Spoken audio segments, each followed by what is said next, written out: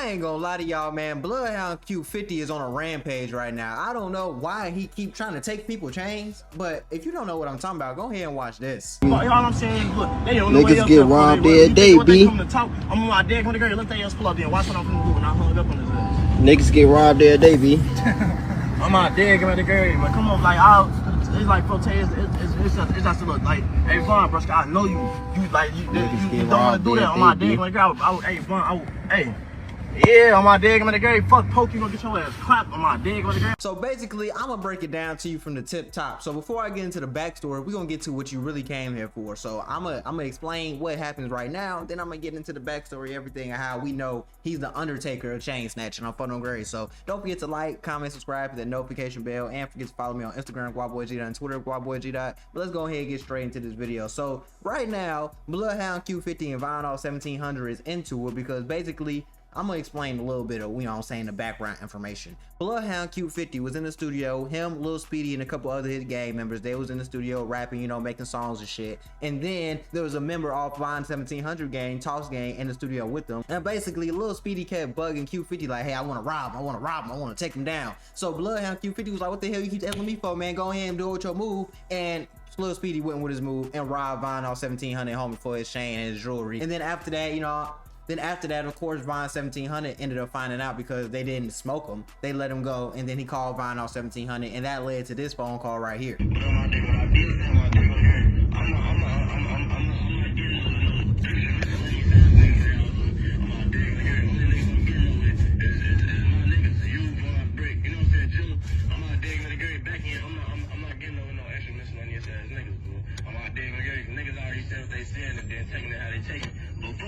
Before I said anything, my dig on the girl, niggas already said I got 24 hours. They finna show me how to real talk, man, all this other shit on my dig on the girl, like, you know what I'm saying? So I'm taking it as like, you know what I'm saying? Obviously, I'm looking at it like, bro, I'm gonna ride that through, which I can't blame on my dig on the girl. But then again, and like I said, it's all in the heat of the moment. But on my dig on the girl, like that's why on my dig on the girl, that's why I just deal with it, how I just did on my dig on the girl. I just repost some shit you said, you know what I'm saying? On my dig on the girl.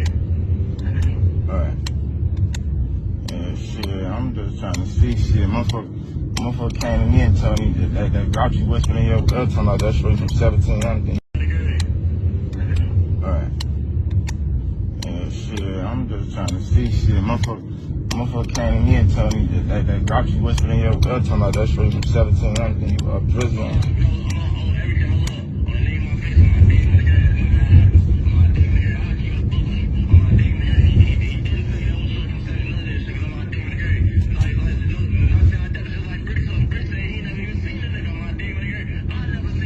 Alright, shorty don't. Alright. Alright, shorty don't. Alright.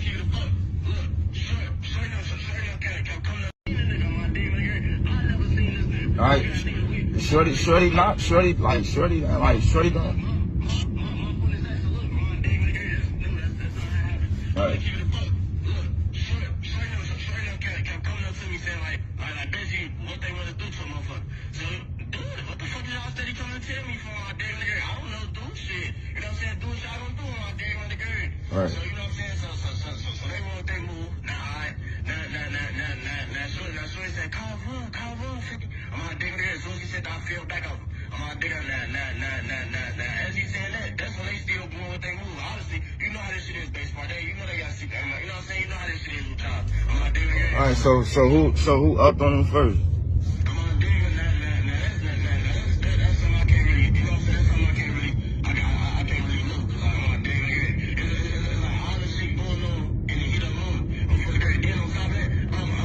So before we keep talking about this, we got to go into the backstory of how we understand Bloodhound Q50 is low-key the backdoor specialist, but he's high-key a goofy for doing what he's doing. But if you don't know what I mean, let's backtrack and go into the original chain snatching story. So Bloodhound Q50 is of course with Bloodhound, and they used to be clicked up with Trap City. Trap City is a gang that is very close to Bloodhound as far as territory wise. They used to be clicked up. You can see some of their members in music videos with them, some of the lives of them together. They got stories of being together, all those types of things. Now Bloodhound loved Jeff and Q50 by his Association took one of Trap City members' chains, but they didn't actually take it off his body like, hey, give me that shit. What they did was, and what they're known for, is backdooring people. So what happened was they asked to borrow the chain. He let him borrow the chain. Now the chain's $80,000. Then after Lil Jeff and Q50 borrowed the chain, they went MIA for a couple of days. They weren't responding calls. They weren't responding to texts. They was trying to act like they got into a high-speed chase and they was going low key for a minute. Then when they did start responding to the texts and calls, they said that, hey, we got into a high speed. We ended up losing it because we was running from the police, man. We had to get off on foot, crash the whip, all types of crazy shit, right? But what really happened was they lied about that, then started tearing up their clothes, taking pictures, scruffing up their face, trying to make it seem like they got into this high speed chase and got into this altercation with the police just so they can keep the chain. Now, I'll be honest with you. That's some dirty boy shit. Yeah, you didn't take the chain on some gangster shit. You took it on some, oh yeah, man, we finna go ahead and borrow real quick, go on a couple music videos, take some pictures with it, and then never return the chain. Then y'all tried to act gangster when he called you out on it, which led to Trap City ended up killing their cousin Z Money, and that led to the feud that we see in today. But it all started over a chain that y'all borrowed, but ended up really just goddamn stealing off somebody and trying to act gangster about it. Then we're gonna go into how Mitch and another rapper from Miami, I forgot his actual name, was actually robbed by Bloodhound Q50. But it wasn't a robbery, it was really a backdoor. Because Bloodhound Q50 was doing a song with Mitch. They were actually cool with each other, they were in the studio together, and Bloodhound Q50 took down Mitch, stole his phone, stole his watch, stole his jewelry off his neck, and took his whole kit basically. Then exposed him for being a homosexual because he had homosexual activity going on in his phone. Which is cool and all fine and dandy, but it's not gangster because you didn't run up on him and just take it. You actually backdoored him with the thought of he was getting a feature, then robbed him in the studio.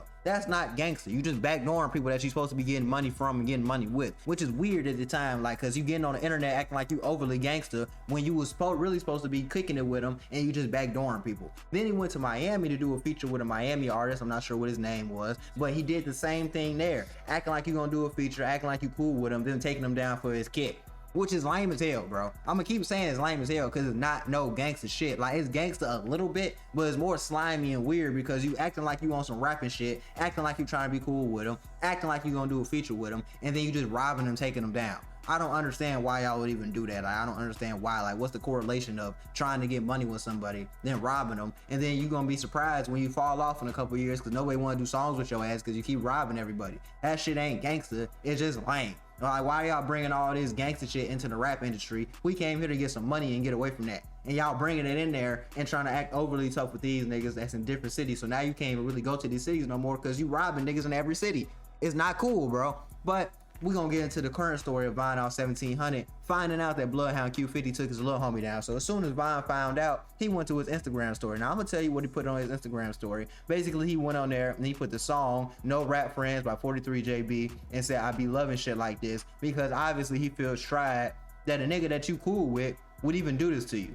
Why would you do that? Why would you take my homie down when we got songs together, we've been in each other's hoods, we got music videos together, and you know we don't even play like that. You know we known for putting belt to ass. We all ain't the only niggas that putting belt to ass in the city. And you know we known for getting like that, and you gonna take, like, what? Why would you do that? Then on top of that, Von gonna also post in his story, chase $1 million, but I still hop out and chase it onto you niggas. Oh, you told me out your mouth they ain't getting no get back, and you think they gonna keep you safe. It's some new smoke every day. I'm trying to hit one of you niggas. And why you talking, nigga? Can't they still walk? I don't know why Von is on his Instagram story saying all this, because we could have kept this behind closed doors and left it in the streets, but I feel like he felt tried because Bloodhound Q50 wasn't supposed to do all that, and he had to do what he had to do to let him be known in the city. He's not a hoe. Now on top of that, I think a little bit of this beef comes from the fact that YFG Fatso did manhandle Bloodhound Lil Vert, and then Von off 1700 and Jilla was basically laughing at Lil Vert for not standing on business and not doing all that shit that you said you was finna do. You didn't beat him, you didn't rob him, you didn't pop him, you basically let him leave, and then you got clown for getting your ass manhandled by Jilla saying, I'ma laugh at your ass the whole day, I'ma clown you the whole day. I don't think the Bloodhounds like that, so I think that plays a little bit into the part of why they actually did this, but let me know what y'all think, because I honestly think this is just some goofy ass shit. We supposed to be bringing the city together, and y'all keep trying to divide the city doing all this dumb ass shit. Eventually, Bloodhound ain't gonna have no homies. Y'all gonna be like the Young Money of the city. Young Money ain't got no homies.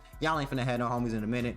Don't know why y'all doing all this goofy ass shit, trying to act like y'all gangster. Hey man, just go get some damn money, stay out the way. All this chain snatching and shit, bro, it's gonna hurt the business, man. It's bad for business, but you know, niggas gonna do what they want to do at the end of the day because they feel like they're the man. So that's just my little 2 cents on it. Don't forget to like, comment, subscribe to that notification bell. I'm gonna be back tomorrow with another video. Y'all know how I get down.